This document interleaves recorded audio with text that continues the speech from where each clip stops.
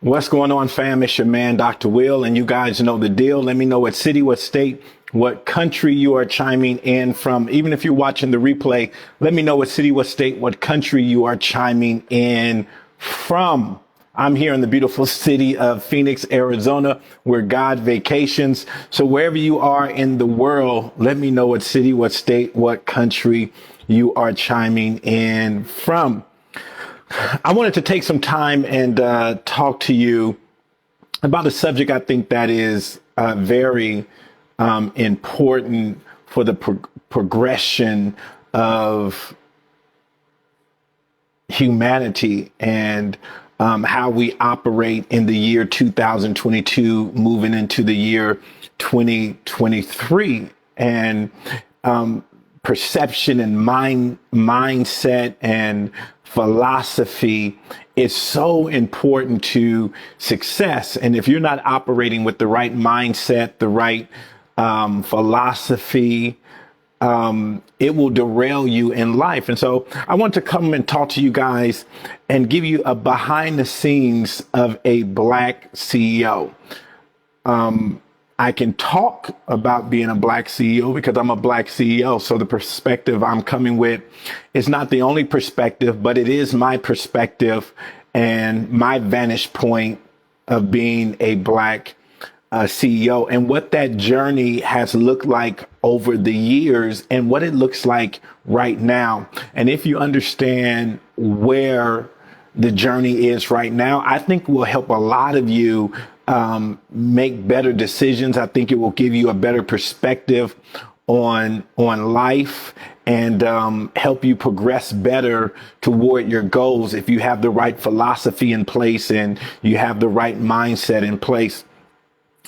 So I was talking to a group yesterday about being a leader. And this was a group of Black professionals and some Black entrepreneurs. And we were having this discussion of what it meant to be a Black entrepreneur, Black CEO in 2022.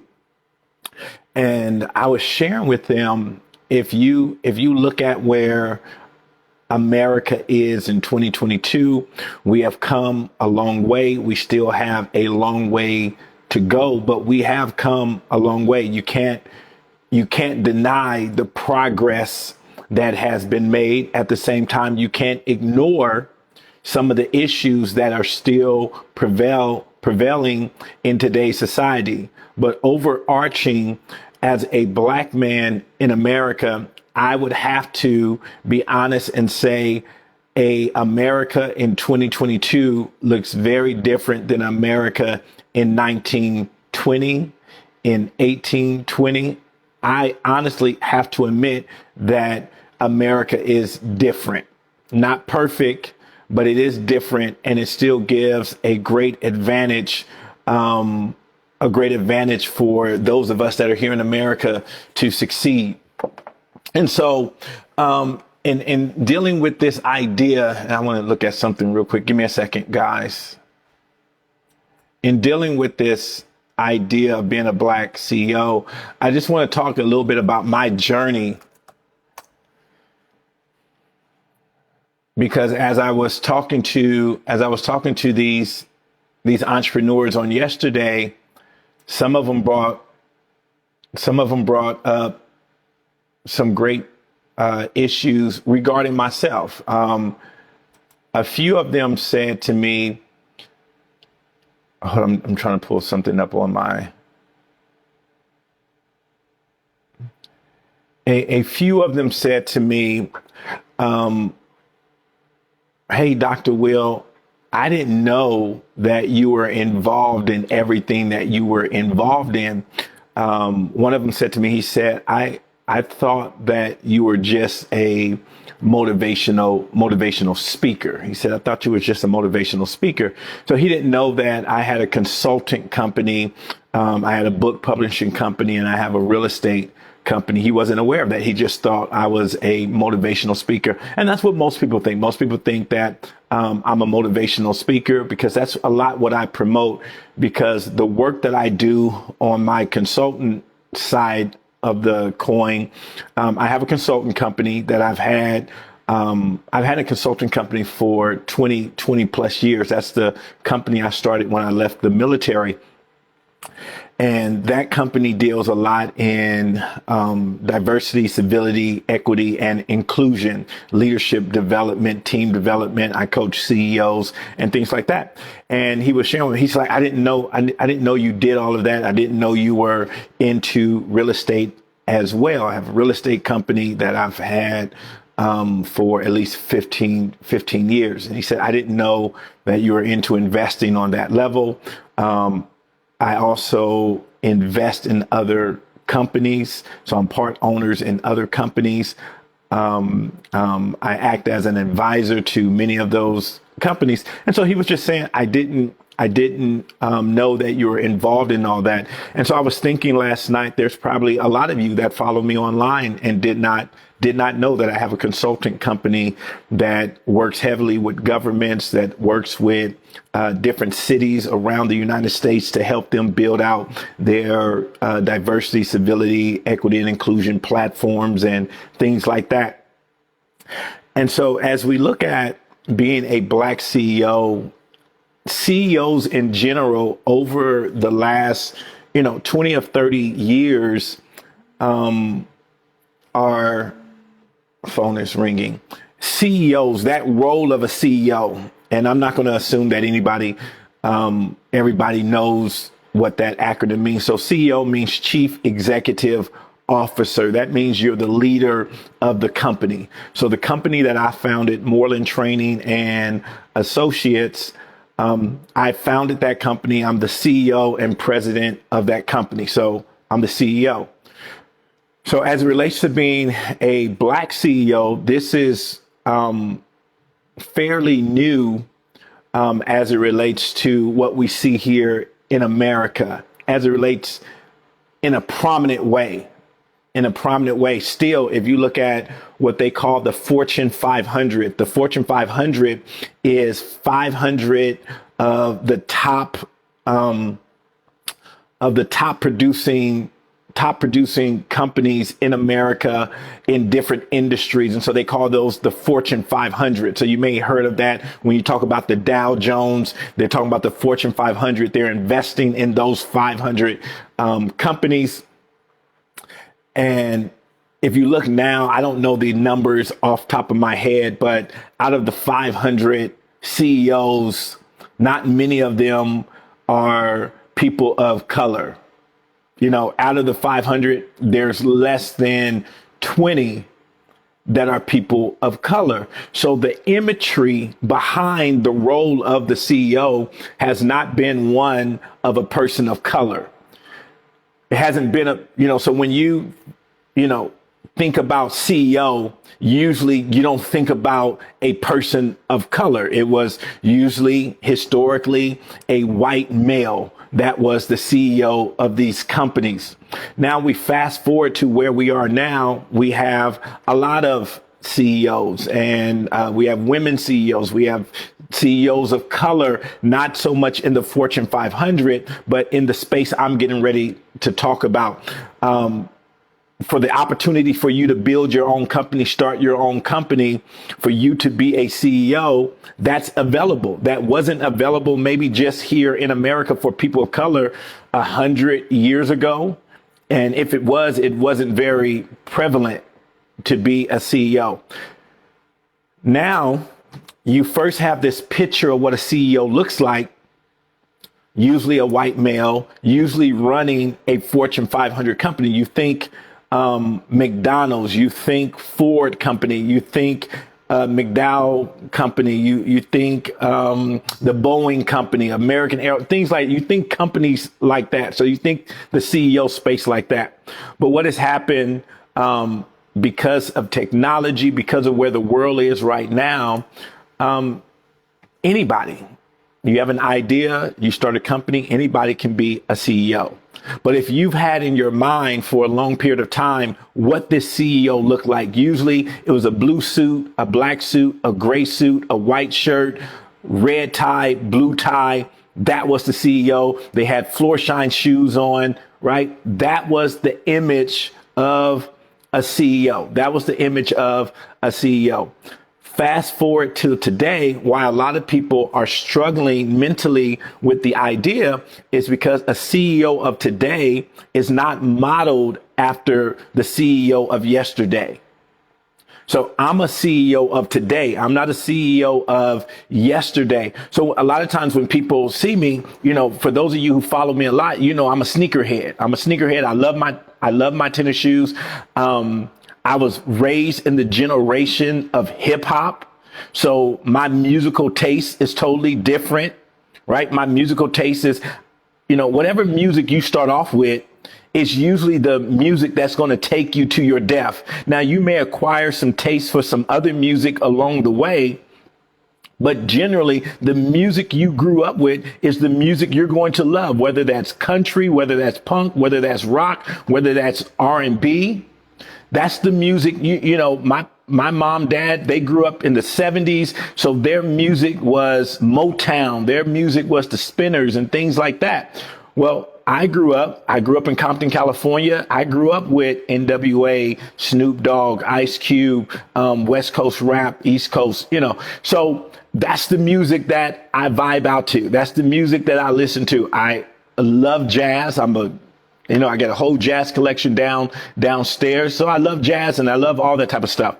But if you're looking for a CEO of 1960, even back then, a black CEO would have to model how the white CEO looked. You had to model. And in corporate America, you can look at it. I can tell by the way someone dresses, if they are an accountant, if they're a banker, if they're a lawyer. You can look at a lawyer and you see their outfit. They're going to have on a gray suit, a blue suit. That's their outfit. And for me personally, I love both ways. I dress hip hop and I dress what we would call business professional. I love all of it. I love a great suit, but I don't have to today come into my office every day in a suit. I don't have to come into my office. Even when we talk about offices now, the whole concept of the home office, right? That you could run your company from your office. That's a fairly new concept, that you can run your business from your home office. Everybody was used to a brick and mortar.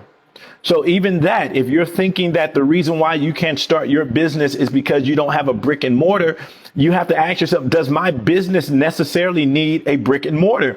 And that was one of the things I had to ask myself, because initially it was a goal. I said, let me go lease out an office space so I can run my company. But then I realized what I did not need that. It wasn't required for me to run my office. And so you may have to ask yourself, are you acquiring expenses that you really don't need to acquire based off of some old thinking? So for me, as a speaker, modeling speakers that came before me in the 1950s, 60s, 70s, 80s, yeah, they hit the stage. They would have on a suit. They would have on their floor shines. They would have on their Ferragamo shoes.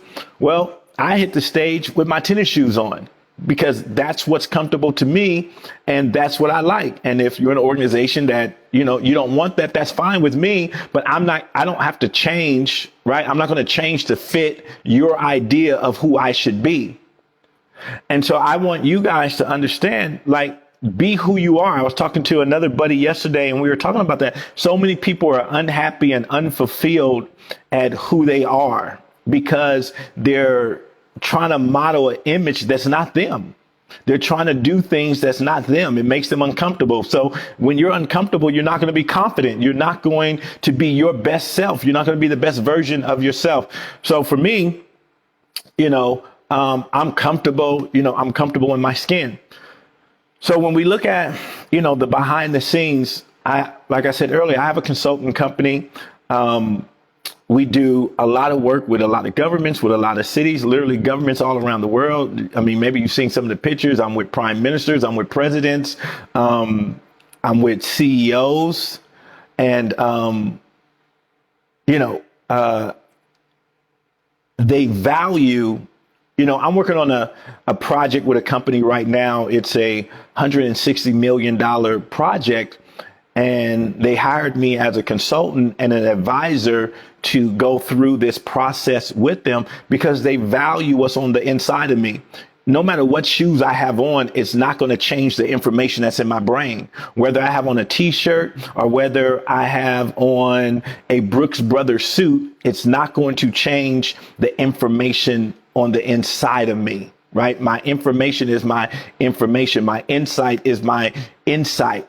And so you have to get comfortable. Like, once again, if you're a suit person, beast that out. Man, I love seeing men in suits. I love that look, and I also love my hip hop look. I love both of them. And but you have to ask yourself, what are you comfortable with? How do you want to represent your brand? And this is the time that we're in. You get to do that. You get to do that. You get to represent who you authentically are. And I think the more people start to do that, they'll find success in life. They'll find happiness in life. They'll find fulfillment in life, because you're only going to end up in spaces that accept who you are. You're only going to end up in spaces that accept who you are. So for me, being a black CEO, I'm in a good time. I'm in a good space right now. I'm in a good space. I talked to a lot of my other CEOs. We really enjoy the space that we're in right now, that we can be our authentic self right now.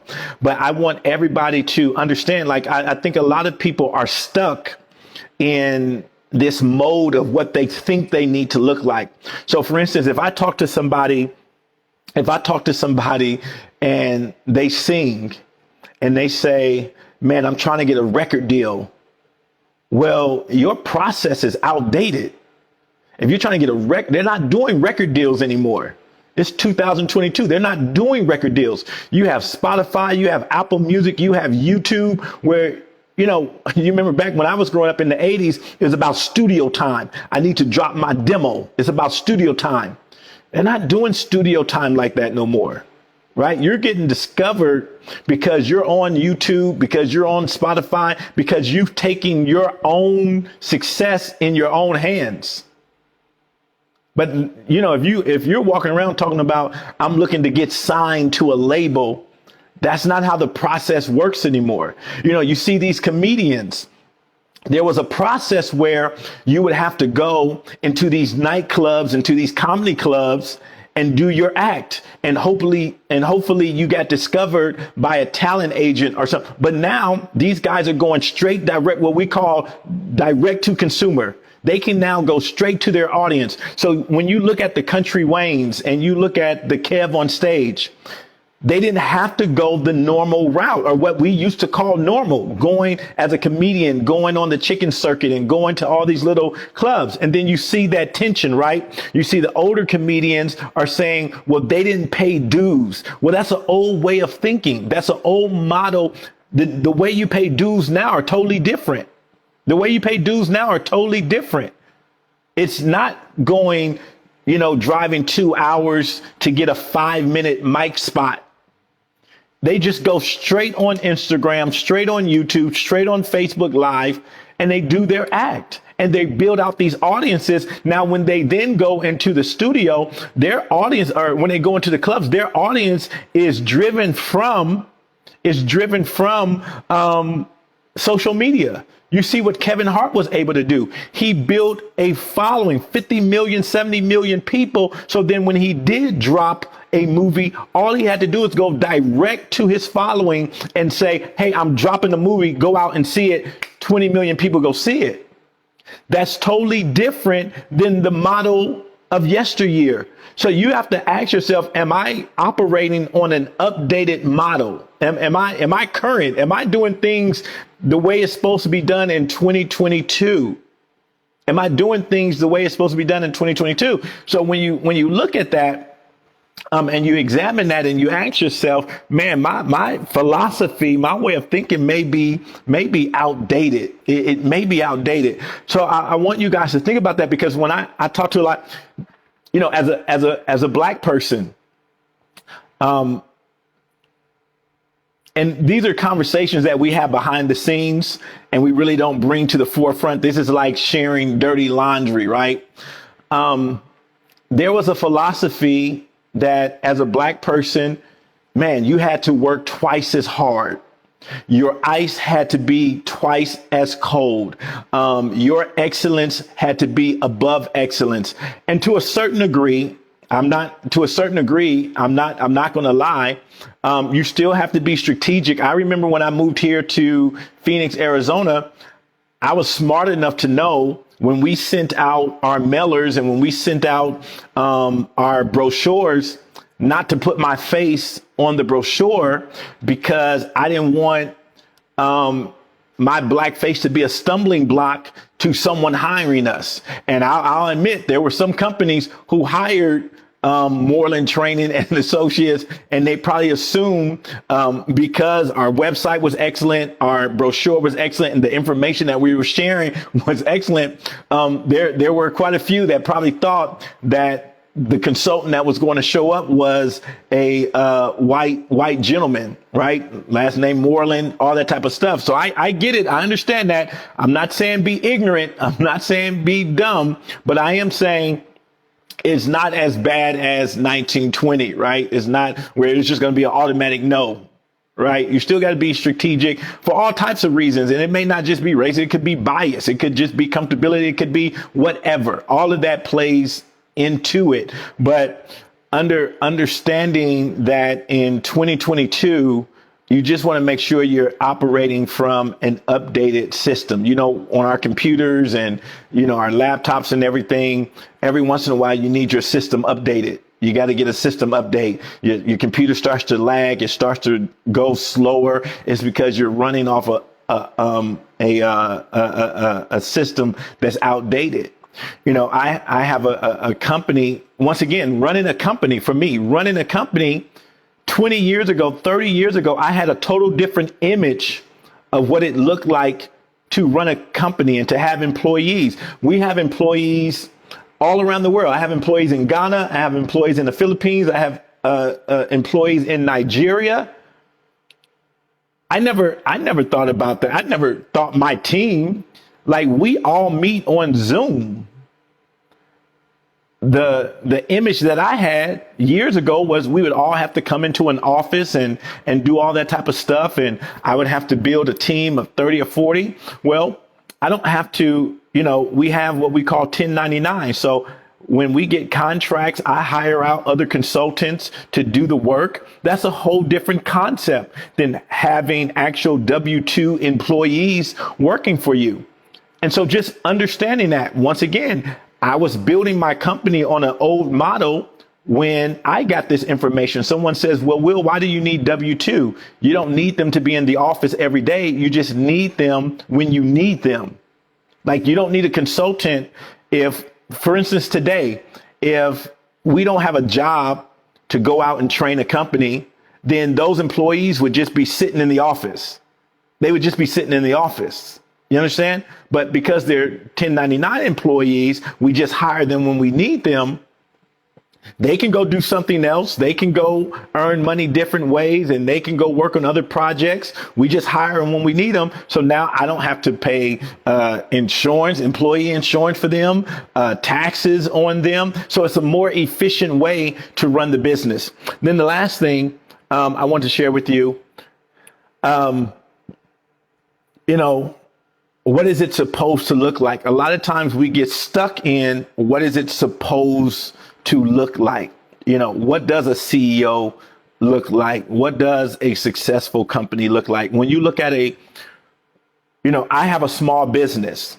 Now, if you hear the word small business, you may think small business, mom and pop operation, barely making it. But the definition of a small business is a business that has less than 500 employees and earns less than $24 $25 million a year. So literally, I could have 300 employees and gross, $23 million a year and be considered a small business. But if you don't know that, if you don't know that's the terminology around small business, then you would perceive, oh, okay, they're just getting by. And the word I'm looking for here is it's easy not to respect what that person is doing. Does that make sense? It's easy to, oh, they're a CEO. Oh, they're working from their home office. Like I generate from this home office. I generate millions of dollars from this home office.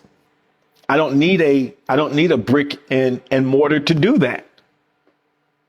And so we have to now begin to, because you could be missing out on opportunities because you don't know there's an opportunity there.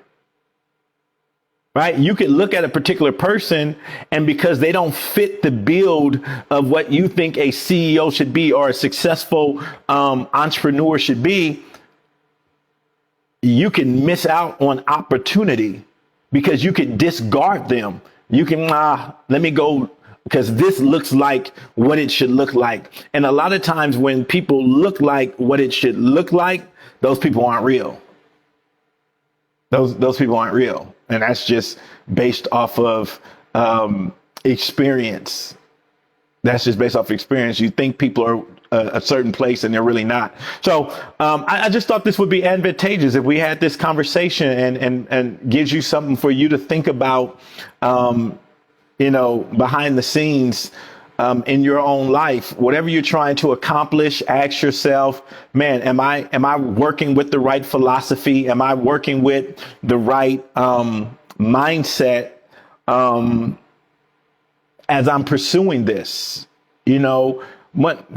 Simple as writing books. Years ago, I would have to go to a publishing company and ask them for permission if my work was good enough for them to publish my book.